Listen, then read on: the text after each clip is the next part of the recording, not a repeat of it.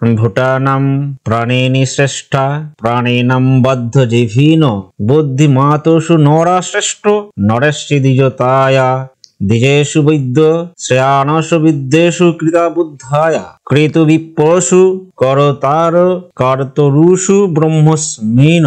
এই শ্লোকটি মহাভারতের উদ্যোগ পর্ব থেকে নেওয়া হয়েছে। এখানে মূলত বৈদ্যদের সম্পর্কে এই শ্লোকে বলা হলো দ্বিজেষু বৈদ্য। আসলে প্রাচীন ভারতবর্ষের ইতিহাস যথাযথভাবে লিখিত আকারে না পাওয়া যাওয়ার জন্য সেই ইতিহাসের জন্য আমাদের বিভিন্ন পুরাণ এবং ধর্মশাস্ত্র, কাব্য, মহাকাব্য, স্মৃতিশাস্ত্র, কুলঞ্জি গ্রন্থ প্রভৃতির উপরে মূলত নির্ভর করতে হয়। তবে এই সমস্ত গ্রন্থগুলোতে বৈদ্যদের সম্পর্কে বিশেষ তথ্য পাওয়া যায় না। তা সত্ত্বেও বলবো, সামগ্রিকভাবে তাদের সম্পর্কে যে তথ্য পাওয়া যায় তা অবশ্যই গৌরব উজ্জ্বল। তাই মহাভারতের এই উদ্ধৃতিটি দিয়ে আমি শুরু করলাম। এবারে এর সাথে সাথে আমি অন্যান্য পুরাণ, ধর্মগ্রন্থ, স্মৃতিশাস্ত্র, কুলঞ্জি গ্রন্থ প্রভৃতিতে এই জাতি সম্পর্কে কি পরিচয় পাওয়া যায় সেটা দেখাবো। তার সাথে সাথে ঐতিহাসিক কোন কোন তথ্য এই জাতির সম্পর্কে পাওয়া যায় সেগুলো সবই আলোচনা করব। আপনারা দেখছেন আনফোল্ড হিস্ট্রি ইউটিউব চ্যানেল। আমার এই চ্যানেলে আমি মূলত ইতিহাসের বহু অজানা বিষয়কে তুলে ধরে থাকি। তাই যারা ইতিহাস ভালোবাসেন তারা অবশ্যই আমার চ্যানেলটি সাবস্ক্রাইব করে সঙ্গে থাকুন। আজকের এই ভিডিওয়ে আমি মূলত পৌরাণিক এবং ঐতিহাসিক দৃষ্টিভঙ্গিতে বৈদ্য জাতির সম্পর্কে বিস্তারিত আলোচনা করতে চলেছি। চলুন আলোচনা শুরু করা যাক। আসলে এই ভিডিওটি আমার কয়েকজন দর্শক বন্ধুর বারংবার অনুরোধের জন্য আমি করলাম। আপনারা যদি এই ভিডিওটি দেখে থাকেন তাহলে অবশ্যই কমেন্ট করে জানাবেন, আর তাহলেই আমার পরিশ্রম সার্থক হবে। প্রাচীন রীতি বা নীতিগতভাবে যে কোনো ব্যক্তি আয়ুর্বেদ শাস্ত্রে পারদর্শী হলে সে বৈদ্য নামে অভিহিত হয়। আর পেশাগতভাবে যখন আমাদের সমাজে জাতি ব্যবস্থা নির্ণয় হয়েছে বলে বলা হয়, তখন সেই আয়ুর্বেদ চিকিৎসকের বংশধরেরাই যে এই বৈদ্য জাতিতে পরিণত হয়েছে তাতে সংশয়ের কোনো অবকাশ নেই। অর্থাৎ বৈদ্যরা হচ্ছে বঙ্গের একটি বাঙালি হিন্দু সম্প্রদায় বিশেষ যারা আয়ুর্বেদিক চিকিৎসা শাস্ত্রে বিশেষ পারদর্শী। বর্তমানে বাংলায় যে সমস্ত মানুষগুলো বৈদ্য জাতির অন্তর্গত তারা যে সমস্ত পদবীগুলো ব্যবহার করে সেইগুলো হলো মূলত সেন, তবে সবাই নয়। সেনগুপ্ত, সেন শর্মা, দাশগুপ্ত, দাস শর্মা, গুপ্ত, গুপ্ত শর্মা, দত্তগুপ্ত, দেবগুপ্ত, করগুপ্ত ইত্যাদি এই পদবীগুলো মূলত তাদের দেখা যায়। চলুন আমরা এবার একটু দেখে নিই এই শব্দটির ব্যুৎপত্তি কি। আসলে বাংলা এবং সংস্কৃত ভাষায় বৈদ্য শব্দের অর্থ চিকিৎসক। সংস্কৃত বেদ ধাতু থেকে এসেছে বেদ শব্দটি এবং বেদ শব্দ থেকে এসেছে বৈদ্য শব্দটি। বেদ ধাতুর মানে জ্ঞান, অর্থাৎ বেদ মানেও জ্ঞান, অর্থাৎ বৈদ্য মানে বেদজ্ঞ ব্যক্তি বা জ্ঞানী ব্যক্তি। তবে বাংলাই একমাত্র জায়গা যেখানে তারা এই জাতিগোষ্ঠী গঠন করেছিল। সেটা কেন সেই আলোচনায় আমরা আসছি। আসলে ভারতীয় পুরাণ অনুযায়ী চিকিৎসা শাস্ত্রের অধিষ্ঠাত্রী দেবতা হলেন ধন্বন্তরী, আর এই ধন্বন্তরীর অনুগ্রহপ্রাপ্ত ব্যক্তিরা বা ধন্বন্তরীর শিষ্যরা হলেন বৈদ্য। তবে এই বৈদ্য হওয়াটা কিন্তু মোটেই সহজ কাজ ছিল না। অত্রি সংহিতা থেকে জানা যায় যে পুরাণ যার আয়ত্তে তাকে বলা হয় পুরোহিত, শাস্ত্র যার আয়ত্তে তিনি হলেন শাস্ত্রী, চারটি বেদ যার আয়ত্তে তিনি হলেন চতুর্বেদী, এবং চারটি বেদের সাথে সাথে চিকিৎসা শাস্ত্র যার আয়ত্তে তিনি হলেন বৈদ্য। অর্থাৎ এই দিক থেকে দেখতে গেলে ব্রাহ্মণদের থেকেও কিন্তু বৈদ্যরা উচ্চ। এছাড়া ব্রহ্মাণ্ড পুরাণ থেকেও জানা যায় যে চারটি বেদের সাথে সাথে আয়ুর্বেদ শাস্ত্র যিনি জানেন তিনিই হলেন বৈদ্য। তবে বিশেষভাবে লক্ষণীয় বিষয় যেটা, সেটা হচ্ছে বৈদ্য নামক জাতির উৎপত্তির উল্লেখ কিন্তু কোনো আদি হিন্দু ধর্মশাস্ত্রে করা হয়নি। যাজ্ঞবল্ক্য স্মৃতি, উষানর স্মৃতি, মনুস্মৃতি প্রভৃতি ধর্মশাস্ত্রে অম্বষ্ট নামে একটি জাতির উল্লেখ করা আছে যারা পেশাগতভাবে বৈদ্যদের সদৃশ্য। এই ধর্মশাস্ত্রগুলি অম্বষ্ট বা বৈদ্যদের উচ্চ বংশীয় এবং দ্বিজ হিসাবে চিহ্নিত করেছে। এবারে আমরা বৃহদ্ধর্ম পুরাণ, যেটা হচ্ছে মূলত বলা যেতে পারে বাংলায় লেখা প্রাচীন একটি পুরাণ। আধুনিক গবেষক আর.সি. হাজরার মতে এই পুরাণটি খ্রিস্টীয় 1700 শতাব্দীর দ্বিতীয়ার্ধে রচিত হয়েছিল। বাংলার জাতিবিন্যাসের সবচেয়ে পুরনো নথি এই বৃহদ্ধর্ম পুরাণ, এবং এটি বাংলার জাতিগত অবস্থার জন্য আদর্শ হয়ে উঠেছিল সেই সময়ে। কিন্তু এটিতে বৈদ্য বলে কোনো জাতির উল্লেখ নেই। অম্বষ্ট নামে একটি পেশাভিত্তিক চিকিৎসক জাতির উল্লেখ এখানে আছে। এবং এই পুরাণগুলো যদি খুঁটিয়ে পড়া হয় তাহলে দেখা যাবে যে এই পুরাণগুলির মধ্য দিয়ে ব্রাহ্মণরা অম্বষ্টদের শূদ্রের মধ্যে সর্বোচ্চ জাতি হিসেবে উল্লেখ করেছেন এবং আয়ুর্বেদের উপরে তাদের একচেটিয়া অধিকার প্রদান করেছেন। আসলে আমাদের যে সমস্ত শাস্ত্রগ্রন্থগুলো সেগুলো সবই লিখেছে এই ব্রাহ্মণরা, এবং অনেক সময় তারা তাদের ইচ্ছা খুশি মতো কোনো জাতিকে উঁচুতে তুলেছে, কোনো জাতিকে নিচে নামিয়েছে। এবং এই ব্রাহ্মণ জাতির সম্পর্কে যদি বিস্তারিত জানতে চান তাহলে আমার চ্যানেলে এই ভিডিও আছে, এই ভিডিওগুলো দেখতে পারেন। এবার চলুন দেখি ব্রহ্মবৈবর্ত পুরাণে এই বৈদ্য জাতির সম্পর্কে কি বলা হয়েছে। এই জাতি সম্পর্কে সেখানে বলা হয়েছে যে সুতপা নামে একজন ব্রাহ্মণের স্ত্রী ঘাটে স্নান করতে গিয়েছিলেন, তখন দেববৈদ্য অশ্বিনী কুমার দ্বয় তাকে বলাৎকার করে। এর ফলে একটি পুত্র সন্তানের জন্ম হয়।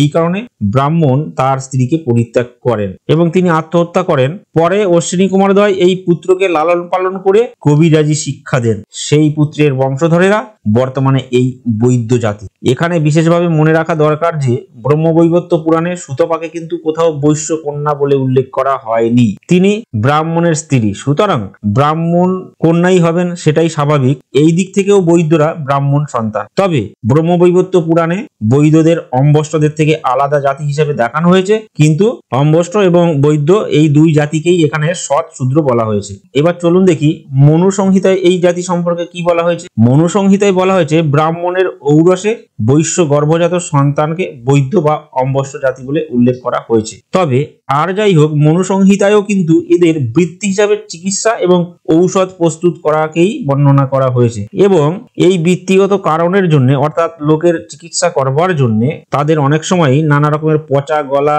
রোগী ঘা প্যাচড়া ঘাটাঘাটি করতে হতো এবং তাদের লৌহ জারিত করতে হতো ওষুধ প্রস্তুত করবার জন্য। এই জন্যে কিছু কিছু পুরাণে এই বৈদ্য জাতিকে জল অনাচরণীয় বলে উল্লেখ করেছেন। এবার চলুন আমরা একটু দেখে নিই কুলঞ্জি গ্রন্থে কি বলা হয়েছে। এই প্রসঙ্গে আপনাদের একটা কথা বিশেষভাবে আমি বলে রাখি, সেটা হচ্ছে যে আমাদের এই বিভিন্ন জাতির ইতিহাসগুলো রচনা করবার ক্ষেত্রে এই কুলঞ্জি গ্রন্থগুলো খুবই গুরুত্বপূর্ণ ভূমিকা পালন করে, বা এইগুলোকে বেশ করে মূলত যারা এই ভিডিওগুলি বানান তারা বিভিন্ন গল্প টল্প বলে থাকেন। আর যেহেতু প্রাচীন ভারতবর্ষের ইতিহাস ঠিকঠাকভাবে লিখিত নেই, তাই এইগুলোর উপরে নির্ভর করতে হয়। কিন্তু এই প্রসঙ্গে বলে রাখি, ডক্টর রমেশচন্দ্র মজুমদার তার ঐতিহাসিক জীবনের অভিজ্ঞতা বর্ণনা করে একটি বই লিখেছেন যার নাম জীবনের স্মৃতিদ্বীপে। এই বইটিতে তিনি পরিষ্কারভাবে উল্লেখ করেছিলেন যে এই কুলঞ্জি গ্রন্থগুলো বেশিরভাগ ক্ষেত্রে ছিল জাল, এবং রাতারাতি গ্রন্থ জাল করা হতো। এবং জাল করার পদ্ধতি সম্পর্কে তিনি বলেছেন যে নতুন পুঁথি লিখে সেটাকে এসিড জলে চুবিয়ে বালির মধ্যে রেখে দিলে অল্প কিছুদিনের মধ্যেই সেটা 100 বছরের পুরনো পুঁথির মতো দেখতে হয়ে যায়। আসলে কিছু সারতান্যাসী ধান্দাবাজ লোক এইরকম ভাবে শাস্ত্রগ্রন্থ লিখে কুলঞ্জি গ্রন্থ লিখে তাদের উদ্দেশ্য সিদ্ধ করেছেন। তাই এই সমস্ত গ্রন্থের উপর বেশ করে যারা নিজেদের খুব উঁচু জাতি বলে মনে করেন বা গর্ববোধ করেন, তাদের ওই গর্ব আসলে একটা ফানুস ছাড়া আর কিছুই নয় বলে আমার মনে হয়। যাই হোক, বৈদ্যদের দুটি কুলঞ্জি গ্রন্থ পাওয়া যায়। প্রথমটা চন্দ্রপ্রভা, এটি মূলত 17 শতকের শেষের দিকে রচিত হয়েছিল বলে অনেকে মনে করেন। এই গ্রন্থ অনুসারে অম্বষ্টের একটি শাখা হচ্ছে বৈদ্য। কিন্তু আবার এই গ্রন্থের অল্প কিছুদিন আগে লেখা আর একটা কুলঞ্জি গ্রন্থ যার নাম সদৈত কুলপঞ্জিকা, সেখানে কিন্তু বৈদ্যদের অম্বষ্টদের শাখা হিসেবে উল্লেখ করা হয়নি। তাই কিছু কিছু ঐতিহাসিক অম্বষ্ট এবং বৈদ্যদের এক ও অভিন্ন বলে দাবি করেন, আবার কেউ কেউ সেটা করেননি। তবে এই দুটো কুলঞ্জি গ্রন্থেই কিন্তু আদিসুর এবং বল্লল সেনকে নিজেদের বলে দাবি করা হয়েছে। আর এই ক্ষেত্রে বলবো যে এই আদিসুর কিন্তু আসলে কোনো ঐতিহাসিক চরিত্র নয়, এটা ওই বিভিন্ন সারতান্যাসী গোষ্ঠীর সৃষ্টি যারা জাতপাতের ব্যবধান সৃষ্টি করে সমাজকে অবক্ষয়ের পথে নিয়ে গেছে, হিন্দু সমাজে বিভাজন সৃষ্টি করেছে। যাকে সেটা আলাদা প্রসঙ্গ, এখানে সেটা আলোচনার বিষয় নয়। এ প্রসঙ্গে আর একটা কথা বলবো, ব্রাহ্মণদের কুলঞ্জি গ্রন্থে দেখা যাচ্ছে বৈদ্যদের সম্পর্কে এক রকমের তথ্য দেওয়া হয়েছে, আবার কায়স্থদের কুলঞ্জি গ্রন্থে বৈদ্যদের সম্পর্কে আর এক রকমের তথ্য দেওয়া হয়েছে। আসলে ওই যেটা বললাম, এই সমস্ত কুলঞ্জি গ্রন্থ বিভিন্ন পুরাণ উপপুরাণ অনেক ক্ষেত্রেই স্বার্থপ্রণোদিত ভাবে উদ্দেশ্য প্রণোদিত ভাবে রচনা করা হয়েছিল। যাই হোক, এই সমস্ত কারণের জন্য নৃপেন্দ্রনাথ দত্ত মনে করছেন যে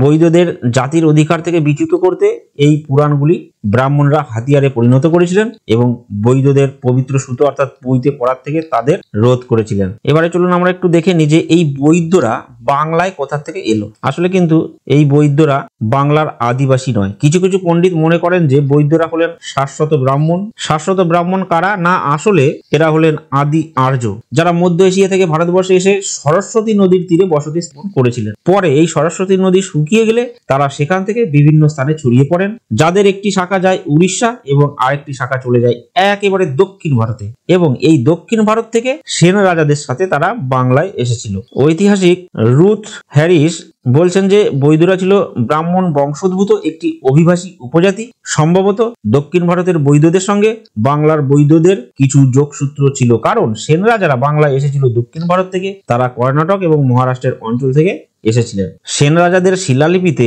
কর্ণাট এবং অন্যান্য স্থান থেকে এই অভিবাসনের অর্থাৎ আসবার উল্লেখ রয়েছে। এছাড়া বজ্রবর্মন নামে একজন ব্যক্তি, যিনি বিক্রমাদিত্যের তালামাচি শিলালিপি তৈরি করেছিলেন, তাকে একজন বিশিষ্ট এবং পারদর্শী বৈদ্য হিসেবে উল্লেখ করা হয়েছে। পরবর্তীতে পান্ডিয়া রাজাদের 3টি শিলালিপি পাওয়া গেছে, যেগুলি মূলত আনুমানিক 8ম শতাব্দীর শেষে রচিত। এই শিলালিপিগুলিতে বৈদ্য গোষ্ঠীকে ব্রাহ্মণ হিসেবে উল্লেখ করা হয়েছে। এই শিলালিপি থেকে আরো জানা যায় যে এরা সঙ্গীত এবং শাস্ত্রে খুবই দক্ষ ছিলেন। তাদের মধ্যে কেউ কেউ সেনানায়ক এবং মুখ্যমন্ত্রিত্বের দায়িত্ব সামলাতেন। তাই ঐতিহাসিক ডিসি সরকারের মতে ব্রহ্মবৈবর্ত পুরাণে উল্লিখিত বৈদ্যরা ছিলেন পতিত ব্রাহ্মণদের একটি দল, যারা উড়িষ্যার গঞ্জাম জেলায় বসবাস করতেন এবং তারা সম্ভবত দক্ষিণ ভারতের বৈদ্য এবং বাংলার বৈদ্যদের মধ্যে একটা সেতু বন্ধনের কাজ করেছিলেন। এই সমস্ত কারণের জন্য ঐতিহাসিক অন্নপূর্ণা চট্টোপাধ্যায় মনে করছেন যে দক্ষিণ ভারতের এই বৈদ্যরা, যারা মন্ত্রী এবং সেনাপতি হিসেবে কাজ করেছিলেন, তারা সেন রাজাদের সাথে বাংলায় আসেন এবং পরবর্তীকালে বাংলার বৈদ্য সম্প্রদায় গঠন করেন। এক সময়ে এই জাতির মধ্যে বল্লাল এবং লক্ষণ সেনের স্বজাতি হবার প্রবণতা বিশেষভাবে লক্ষ্য করবার মতো। তখন অন্য অন্য উপাধি ত্যাগ করে সেন উপাধি তারা গ্রহণ করেন এবং নিজেদের বল্লাল সেনের স্বজাতি বা জ্ঞাতি হিসাবে দাবি করেন। পরে যখন প্রচারিত হলো যে বল্লাল সেন বৈদ্য ছিলেন না, তিনি ছিলেন ব্রাহ্মণ, তখন এই বৈদ্যরা ব্রাহ্মণ বলে দাবি করেন। বরিশালের এক সভায় মহামহোপাধ্যায় গণনাথ সেন বৈদ্যগণকে দ্বিজচারী হয়ে শর্মা উপাধি গ্রহণ করবার পরামর্শ দেন। তখন থেকে অনেকে সেনের সঙ্গে শর্মা যুক্ত করে সেন শর্মা উপাধি গ্রহণ করেন। তবে তখনও কিন্তু বৈদ্যরা অম্বষ্ট বলে প্রচার করতেন এবং সরকারি কাগজপত্রে তাদের অম্বষ্ট নামেই লিপিবদ্ধ করা হতো। পরে সতীশচন্দ্র দাশগুপ্ত মহাশয় কলকাতা হাইকোর্টে একটা মামলা করেন এবং তার সেই আবেদনের ভিত্তিতে অম্বষ্ট নাম লেখা বন্ধ হয়। যাই হোক, পরবর্তীকালে প্রত্নতাত্ত্বিক খননে প্রাপ্ত সীতাহাটি তাম্রলিপিতে দেখা গেল যে বল্লাল সেন ব্রাহ্মণ বা বৈদ্য ছিলেন না, তিনি জাতিতে ছিলেন ক্ষত্রিয় রাজপুত্র। তখন এই বৈদ্যগণ বল্লাল সেনের সংস্রাব ত্যাগ করে কাশ্যপের বংশধর করে প্রচার করিলেন ধন্বন্তরী কাশ্যপ ঋষিরই নামান্তর, এবং ইনি ব্রাহ্মণ ছিলেন, তাই এই দিক থেকেও তারা ব্রাহ্মণ। তবে বৈদ্যগণ যে ধন্বন্তরীর বংশ তা কোনো পুরাণ কিংবা সংহিতায় কিন্তু লেখা নেই। শুধু দেখা যায় দেব দৈত্যের সাগর মন্থনকালে অমৃত কুম্ভ নিয়ে সাগর উত্থিত ধন্বন্তরীর আবির্ভাব শুধু মহাভারতে পাওয়া যায়, তার কোনো কর্মময় জীবনের পরিচয় কিন্তু পাওয়া যায় না। বৈদ্য নামে কোনো জাতির পরিচয় একমাত্র ব্রহ্মবৈবর্ত পুরাণ ছাড়া আর কোনো পুরাণে পাওয়া যায় না। আবার বৈদ্য বলে পৃথক কোনো জাতি উত্তর ভারত বা পশ্চিম ভারতেও কিন্তু নেই। মূলত বাংলায় যাদের আমরা বৈদ্য হিসেবে দেখি তারা ওই শাশ্বত ব্রাহ্মণদেরই একটি অংশ বলে অনেকে মনে করেন। তবে ভারতের অন্য অন্য প্রান্তে যেমন অন্য দুই একটি সম্প্রদায়ের বৈদ্য জাতি দেখতে পাওয়া যায়, যেমন একটি আদিবাসী স্বভাব দুর্বৃত্ত যাযাবর জাতি নিজেদের বৈদ্য বলে পরিচয় দেয়। তারা সমগ্র ভারতবর্ষ ভ্রমণ করে বিভিন্ন গাছাগাছার ঔষধ বিক্রি করে, ঝাড়ফুঁক দিয়ে রোগ সারে, বাদ ভালো করে দাঁতের পোকা মেরে মানুষকে বোকা বানিয়ে তবে ছাড়ে। এরা আসলে বৈদ্য নয়, বেদে নামে পরিচিত আমাদের কাছে। এছাড়া মধ্যপ্রদেশে আরেকটি বৈদ্য জাতি আছে, তারাও আদিবাসী এবং তারাও নানা রকমের টুকটাক ফুকফাক করে মানুষের নাড়ি টিপে মাথা টিপে চিকিৎসা করে মানুষকে সারিয়ে তোলার পরিবর্তে তাকে মৃত্যুর দিকে ঠেলে দেয়। গাছগাছড়ার ছাল বাকল দিয়ে তারা টুকটাক করে রোগ সারে। এছাড়া বৈদ্যদের আরেকটি থাক বা শ্রেণী রয়েছে যারা মূলত মাল বৈদ্য বা সাপুরিয়া নামে পরিচিত।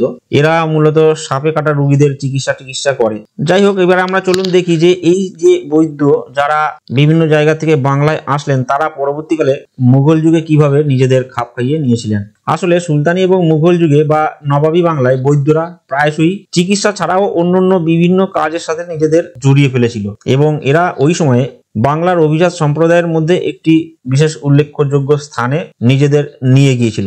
এরা সংস্কৃতে তাদের দক্ষতার জন্য সুনাম অর্জন করেছিল, যা তাদের চিকিৎসা সংক্রান্ত গ্রন্থ অধ্যয়ন করবার জন্য বিশেষভাবে প্রয়োজন ছিল। ষোড়শ শতাব্দীর শেষের দিকে ব্রাহ্মণ এবং কায়স্থদের পাশাপাশি বৈদ্যরা বাঙালি সামাজিক শ্রেণীবিন্যাসে অগ্রাধিকারের একটি অবস্থান দখল করেছিল। বৈদ্য এবং কায়স্থদের মধ্যে বিবাহ ব্যবস্থাও ব্যাপকভাবে প্রচলিত হয়েছিল। এরপরে চলুন আমরা একটু দেখি ধর্মীয় বা আধ্যাত্মিক জগতে এই বৈদ্যদের কি অবদান। মহাপ্রভু শ্রী শ্রী চৈতন্যদেব, আমরা জানি যে তিনি ঈশ্বরপুরীর শিষ্যত্ব গ্রহণ করেছিলেন। এই ঈশ্বরপুরী ছিলেন একজন বৈদ্য ব্রাহ্মণ। শান্তিপুর পরিচয় নামক গ্রন্থের দ্বিতীয় ভাগ থেকে এই কথা জানা যায়। এছাড়া মুরারি গুপ্ত চৈতন্যের বাল্যবন্ধু, নবদ্বীপের একজন খ্যাতিমান চিকিৎসক ছিলেন এবং কৃষ্ণ চৈতন্য চরিতামৃত রচনা করেছিলেন, যা ছিল সংস্কৃতে রচিত তার প্রাচীনতম জীবনী গ্রন্থ।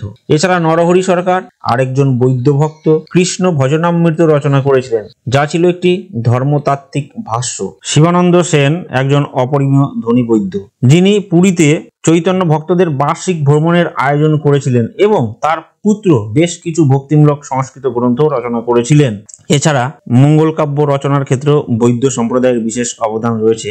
একাধিক বৈদ্য লেখক মঙ্গল কাব্যের ঐতিহ্যের অংশ নিয়েছিলেন, যার মধ্যে সর্বাগ্রে ছিলেন বিজয়গুপ্ত। তিনি মূলত 15 শতকের শেষের দিকে তার কাব্য রচনা করেছিলেন। এছাড়া জয়নারায়ণ সেন 1750 সালে তিনি কাব্য রচনা করেছিলেন এবং মুক্তরাম সেন 1774 খ্রিস্টাব্দে দুটি চণ্ডীমঙ্গল কাব্য রচনা করেছিলেন। ষষ্ঠীবরণ দত্ত ইনি দুটি এবং দারিক দাস একটি মঙ্গল কাব্য রচনা করেছিলেন 17 শতকের শেষের দিকে।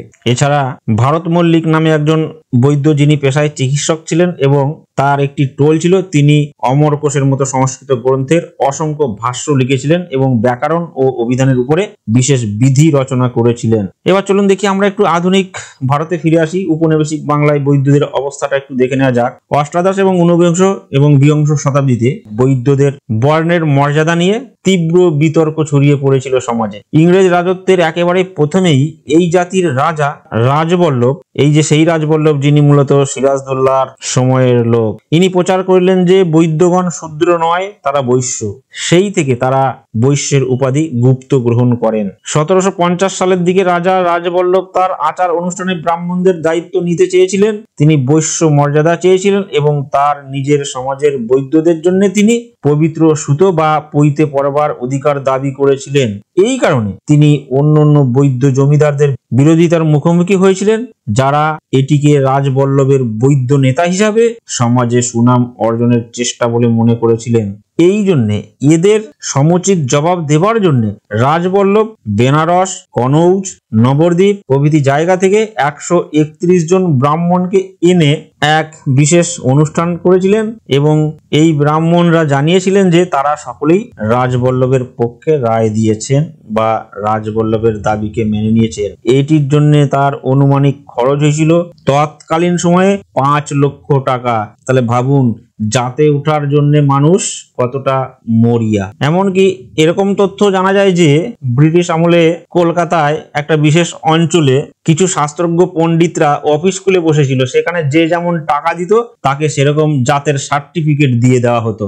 যাই হোক, বৈদ্যরা ব্রাহ্মণদের সাথে সমতা কামনা করে এবং নিজেদের ব্রাহ্মণ বলে দাবি করে। তাই 1822 সালের শুরুতে ব্রাহ্মণ এবং বৈদ্য পণ্ডিতরা একে অপরের বিরুদ্ধে একাধিক বিতর্কমূলক প্রচারপত্র তৈরি করেছিলেন এবং 1831 সালে শ্রেণী স্বার্থ রক্ষা করবার জন্য মেডিকেল ইনস্টিটিউশনের শিক্ষক ক্ষুদিরাম বিশারদ বৈদ্য সমাজ বা বৈদ্য সোসাইটি গঠন করেছিলেন। এই সমাজের একজন সদস্য গঙ্গাধর রায়, ইনি বৈদ্যরা ব্রাহ্মণদের বংশধর বলে দাবি করবার জন্য বিশাল সাহিত্য রচনা করেছিলেন। এছাড়া 1893 সালে জ্ঞানেন্দ্র মোহন সেনগুপ্ত ব্রাহ্মণদের মতো অম্বষ্টদের সন্ন্যাসে নিযুক্ত হওয়ার শাস্ত্রীয় অনুমোদন ছিল সেটি প্রমাণ করবার জন্য বৈদ্য জাতির বৈশিষ্ট্য লিখেছিলেন। এছাড়া 1901 সালে উপনিবেশিক নৃতাত্ত্বিক হারবার্ট হোপ রিসলে বৈদ্যদের শূদ্রদের উপরে কিন্তু ব্রাহ্মণদের নিচে করে উল্লেখ করেছিলেন। উমেশচন্দ্র সেনগুপ্ত এবং দীনেশচন্দ্র সেনের মতো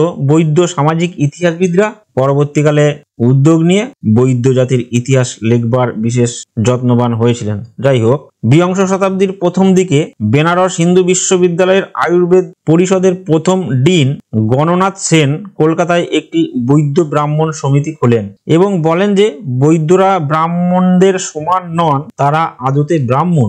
সমস্ত বৈদ্যদের ব্রাহ্মণ সূচক শর্মা পদবী ব্যবহার করবার জন্য তিনি উপদেশ দিয়েছিলেন। এছাড়া 1915 এবং 16 সালে কুলদা কিঙ্কর রায় বৈদ্য কুলপঞ্জিকা প্রকাশ করেন এবং এই গ্রন্থে তিনি বলেন যে বৈদ্যরা কেবল ব্রাহ্মণদের মতোই নয়, বরং ব্রাহ্মণদের মধ্যে শ্রেষ্ঠ। 1922 সালে বসন্ত কুমার সেন একই বিষয়বস্তু নিয়ে বৈদ্য জাতির ইতিহাস রচনা করেন এবং এটাও দেখা যায় যে তৎকালীন সময়ে শিক্ষার হারে বৈদ্য পুরুষ এবং মহিলারা ভারতবর্ষের অন্যান্য অনেক জাতির থেকে এগিয়ে ছিল। 1881 সালের জনগণনার রিপোর্ট এই ক্ষেত্রে আপনি দেখতে পারেন। যাই হোক, এই বৈদ্য সম্প্রদায়ের আমরা দেখছি তারা নিজেদের ব্রাহ্মণ হিসেবে দাবি করছে, কিন্তু আমরা যদি বর্তমানে এদের অবস্থান দেখি তাহলে দেখা যায় যে এরা কেউ কেউ পইতে পড়েন, আবার কেউ কেউ পইতে পড়েন না। আসলে এর পিছনেও একটা ইতিহাস রয়েছে। শোনা যায় যে বল্লল সেন, যিনি একজন ডোমের মেয়ের প্রেমে পড়েছিলেন এবং তাকে বিবাহ করেছিলেন, এই জন্যে বৈদ্যরা বল্লল সেনের উপরে ক্ষিপ্ত হয়ে তাদের পৈতে ত্যাগ করেছিলেন। আসলে তারা তখন বল্লল সেনের বংশধর বলেই নিজেদের মনে করত। কিন্তু পরবর্তীকালে দেখুন, ব্রাহ্মণত্বে উন্নীত হওয়ার জন্য বিভিন্ন সামাজিক আন্দোলন হলো, প্রয়াস গ্রহণ করা হলো এবং এর ফলে অনেক বৈদ্যরা আবার পৈতে গ্রহণ করেন বা কেউ কেউ বিবাহের সময় প্রতীকী ভাবে পৈতে গ্রহণ করেন। নমস্কার বন্ধুরা, কেমন লাগলো অবশ্যই কমেন্ট করে জানাবেন। আবার দেখা হবে নতুন কোনো ভিডিওয়ে। সকলে ভালো থাকবেন, সুস্থ থাকবেন। এতক্ষণ ধৈর্য ধরে ভিডিওটি দেখবার জন্য সকলকে আনফোল্ড হিস্ট্রি চ্যানেলের পক্ষ থেকে অনেক অনেক ধন্যবাদ।